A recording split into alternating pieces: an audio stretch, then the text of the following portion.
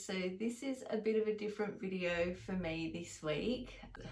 As the title of the video says, that I have had a pulmonary embolism, which is blood clots in my lungs. This has just absolutely come out of nowhere for me, and I've decided to share this story for the greatest good of all.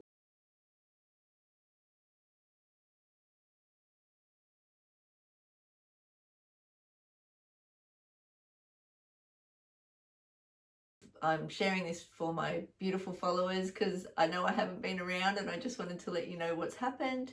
And also for anyone that is going through something similar and is looking for help or information on the internet like I was. I do believe by sharing my story I could help others, and I also could receive maybe some information that you guys are aware of that could also help me as well. Now, I will mention I am not pro or anti-vax. I got to do what I got to do to be able to go out and live type of person. Basically, in Australia, you are not allowed to do anything basically except for the basics of what we could do in lockdown if you're not double vaxxed. So there's no going to the hairdressers, there's no going out to lunch or dinner, to restaurants, and going shopping. You can't do anything. And I had no problem with going to do that. I want to make that very clear. I couldn't even actually go back to work until I was double vaxxed as well. So I really had no choice. Like, I had to get this thing sorted out. So all I'm going to do is just tell you flat out the facts of my story and what happened. So I left hospital 5 days ago, and if I do breathe funny, it is because of the blood clots in my lungs. I can now finally take maybe 3/4 of a breath, and that's been a long time coming. We still haven't received all the tests back yet, and some of the tests may take up to 3 weeks, so I don't have all the answers as yet. If you're not sure what a pulmonary embolism is, or blood clots on the lungs, I just thought I'd quickly explain that. I will link a video in the description box which explains it really well. It's just 3 minutes if you're wanting to know what it is, or if you've been diagnosed with this, then you can at least understand. That's one of the ones I found that is just very quick, straight to the point, and makes it quite easy to understand. So basically what's happened is that a blood clot has formed somewhere in my body.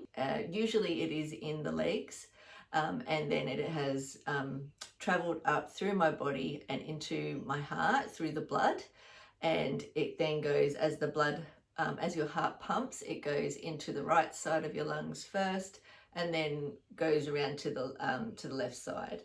So in my case, my right lung was 3/4 full of blood clots, and the right side was about half full when I was in hospital.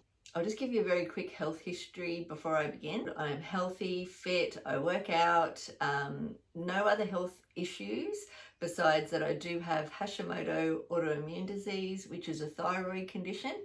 I've had that now for 13 years, and I've had that under control for a good 10 years.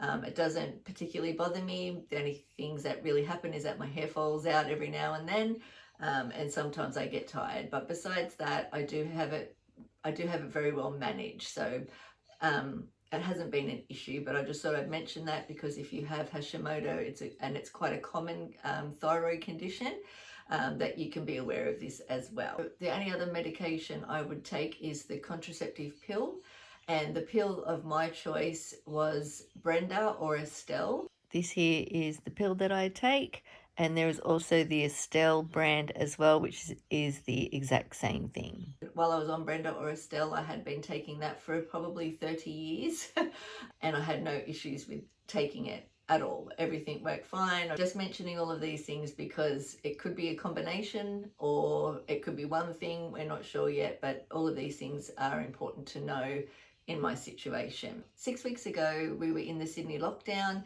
It had been a few months and I really needed to get my hair dyed. So I bought a L'Oreal box hair dye, which I'd used many times before, and I dyed my hair. I actually had a severe reaction to this. I'll put a couple of photos up here, but where my whole scalp and head swelled up and my ears swelled up, and it was actually very painful and very intense and lasted a good week. Over that time, I went to my GP and she did some tests on me. And she also gave me a medication to take to help calm it all down. This is the medication here that I took. I do think it's important to share all this information, as it could be a combination of everything that happened. It could be something of one of these particular things that's brought it on. We're not quite sure yet, so it's why I'm telling you everything. So the only problem was that in a couple of days I was due to have my first Pfizer. I'd only had 3 tablets of that medicine, and that's all I needed to get into a good place. Basically a week and a half had gone by since taking the last tablet of that, and so I had the Pfizer. My daughter did as well. She was fine. We both had sore arms that afternoon, and then the next day by the afternoon a rash came up on my face, and I just wasn't, I'd had a sore arm, but besides the rash and it being very annoying, I felt okay. By that night, I had a pain on my right side lower back. It wasn't muscular, like it didn't feel like it was actually a part of, like the muscles in your back. It was definitely it felt to me like it was an organ. My doctors and made an appointment for the next day. I couldn't get in to see my regular GP and I had to see another doctor. He examined me, he saw that I had a rash. I told him about how I had really like an ache in my lower back. And I did say again, I feel like it's an organ. He did some blood tests, and he also did my blood pressure. And for the first time ever, I had really high blood pressure. And my GP had only done my blood pressure the week before when I had the severe reaction, and it was normal. So she had documented all of that. He could see that, normally my blood pressure was fine. So he ordered an ECG. So I had the blood test, I had the heart test, saw him a few days later. Everything had come back normal except for that I had elevated platelet levels in my blood test. From what I understand, that was a thickening of the blood, but the level was not. His words exactly were that the levels were not anything to be concerned about as yet, or if I had any other severe reactions, to then go back and see him. He did document in my file that I had a reaction to Pfizer. So over the coming, say, fortnight, I definitely had that ache in my lower back still. I just was generally feeling unwell, but not enough to, not enough that I felt that I had to go back to the doctors. I just thought, look, I've just got to wait this out. I was still in lockdown, so I wasn't doing anything. I wasn't working, so there wasn't anything really for me to do except for rest anyway. Do my beach walks. And my husband was coming with me. So I was craving to feel better, so I wanted to do a workout. I was really, in my head, I was like, I just want to work out and feel normal. That particular day, my husband and I would sort of walk for a bit, maybe run for about 30 seconds. When I say run, lightly jog for 30 seconds and then walk again.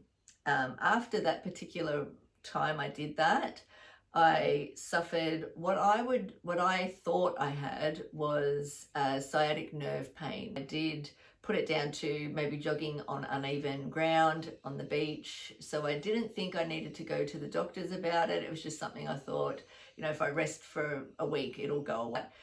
It was to the point where I couldn't walk. And that should have been a red flag. And knowing now what I know, I do think at that point, possibly the blood clots were making their way up from my legs, but I didn't, I wasn't aware of this at the time. I definitely want to mention that if you are going through something like this, that you do take any of those sorts of pain seriously and go to the doctors, because who knows, I might have saved myself if I had done that. Basically trying to keep this video not too long.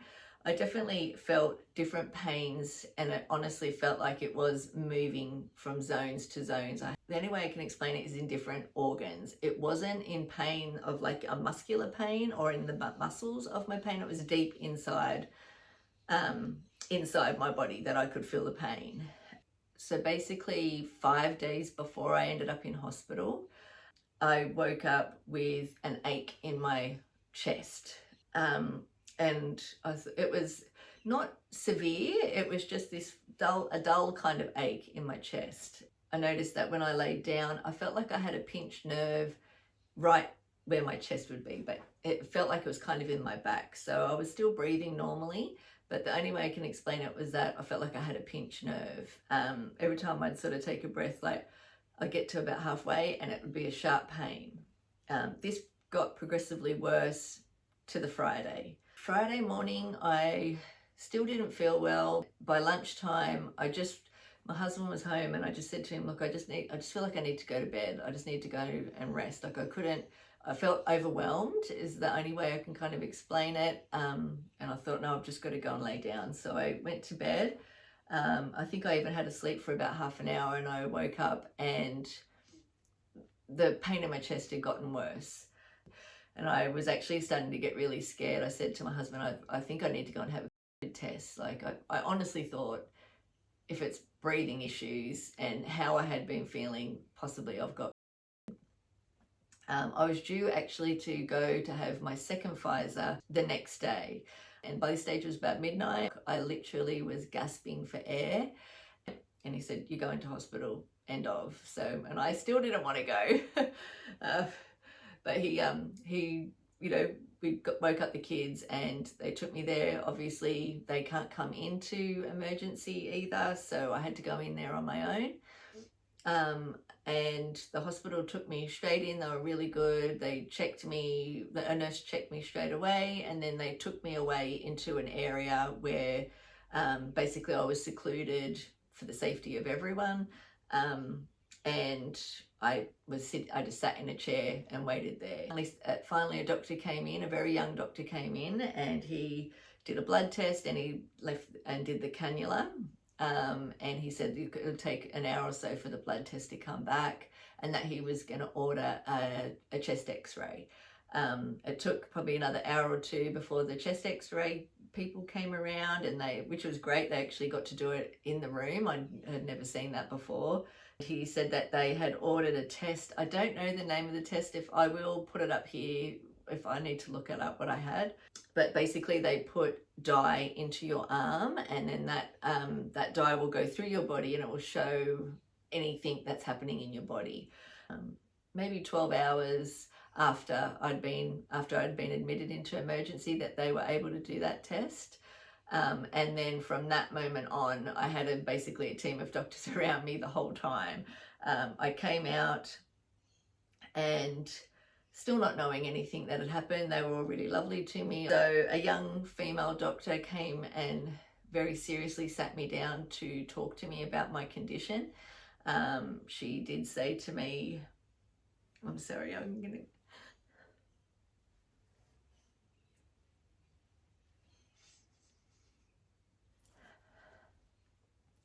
I'm sorry, it's quite emotional.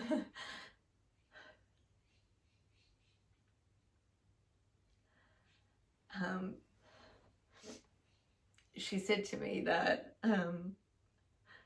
she was in the scan and saw the scan and it was the worst that she'd ever seen, and that I had to be prepared for it to be fatal.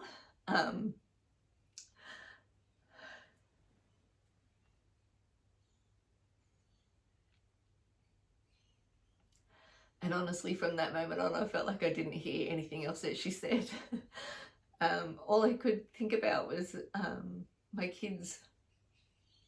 All I could think about was my kids and missing their wedding. Isn't that strange? That's all I could think about. But she was really lovely, and they instantly got me.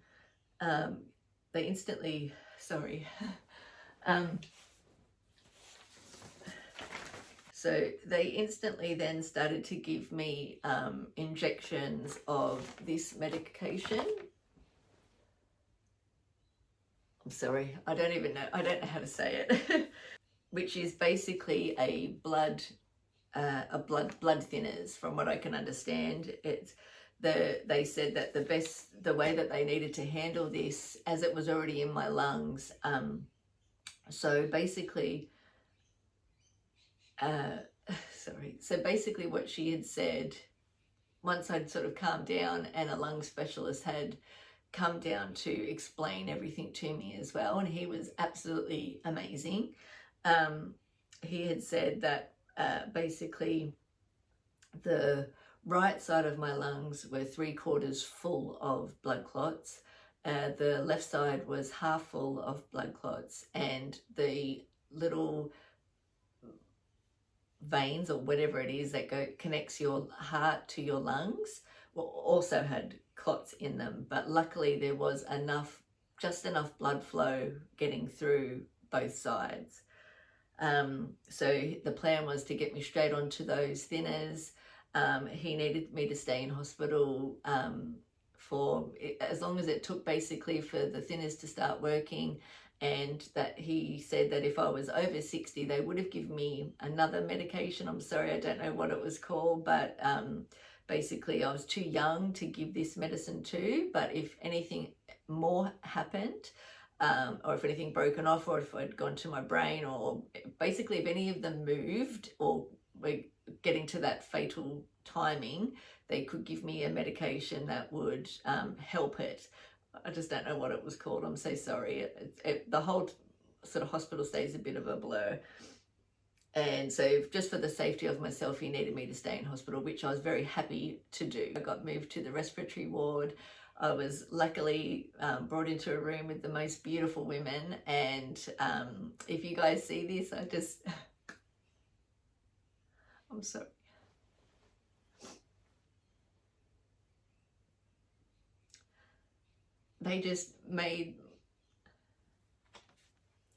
They were so kind and loving, and they had pneumonia. Two of the ladies had pneumonia, and they were just so kind and loving, and just made that stay and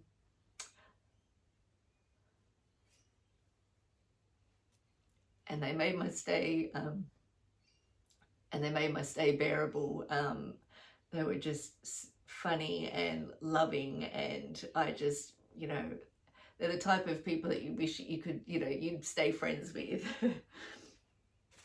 And I felt really blessed to be in there with them. Over the coming days, they did give me endone, which is a pain medication from what I understand, because I was in a lot of pain. And because I was gasping still for air, I was probably getting about 1/4 of a breath in. So every time, it was like seconds in between quite severe pain. So they gave me endone to get me through, which definitely helped. It just helped take the edge off, basically. It wasn't taking the pain away, but it was definitely helping me, just helping me get past that initial hardcore sharp pain.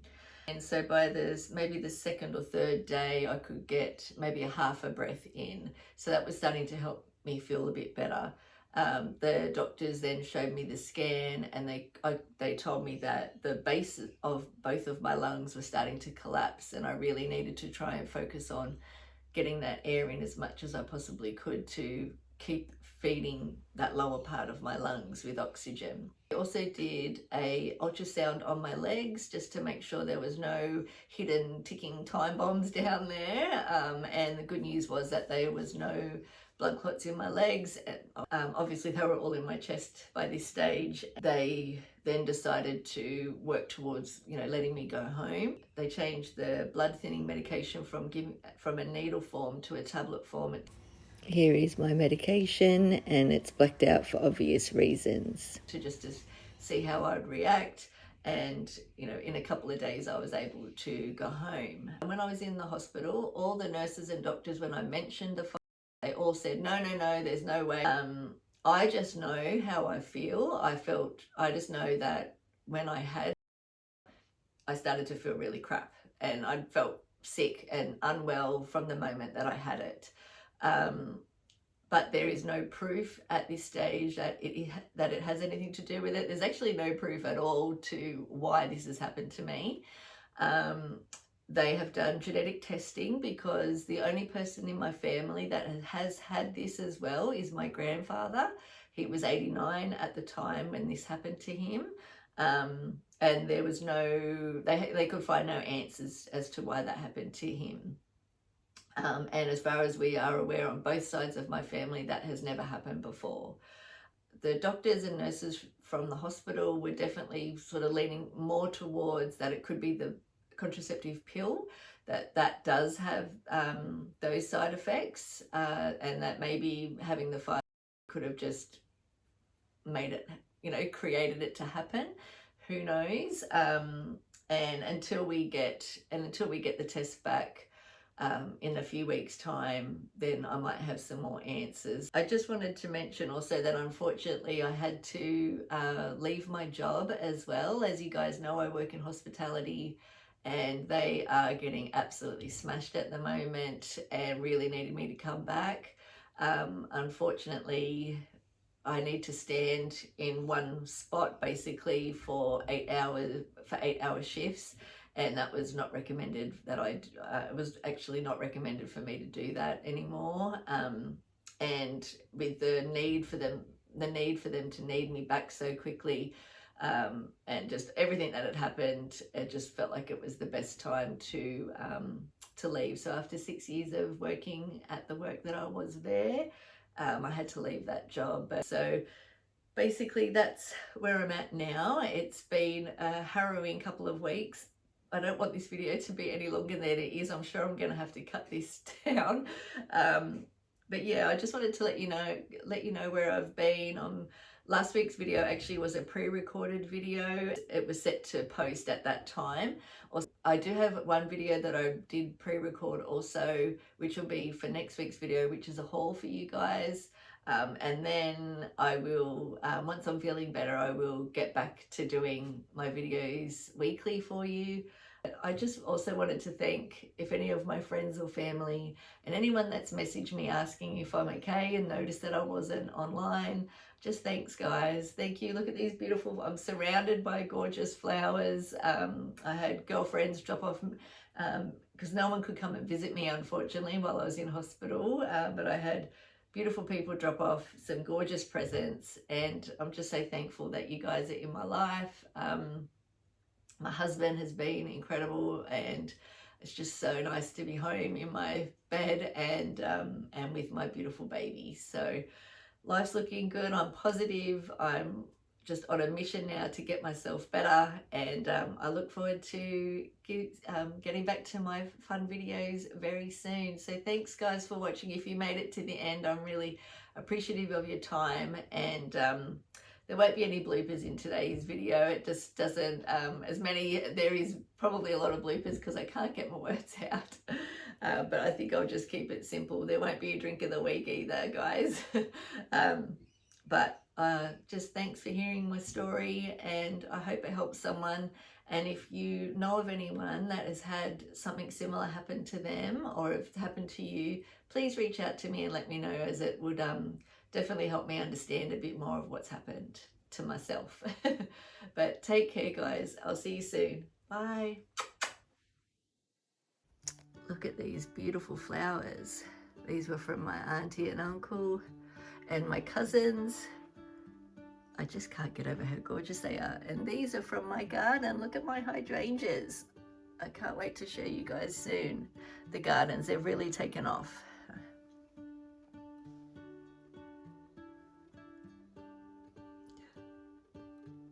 So I wanted to show you these beautiful flowers that arrived for me from my work. Aren't they absolutely beautiful? I've got them in my Kmart vase. That's how big they are. If you know the size of this vase, then you know how huge this bunch of flowers must be. There's little hydrangeas there, flannel flowers, lilies. We've got eucalyptus. And I absolutely love these. How gorgeous are they? These little, I think they're little hydrangea balls. They're just so beautiful. I just had to show you them because I rarely get flowers that are like this. They're just so stunning.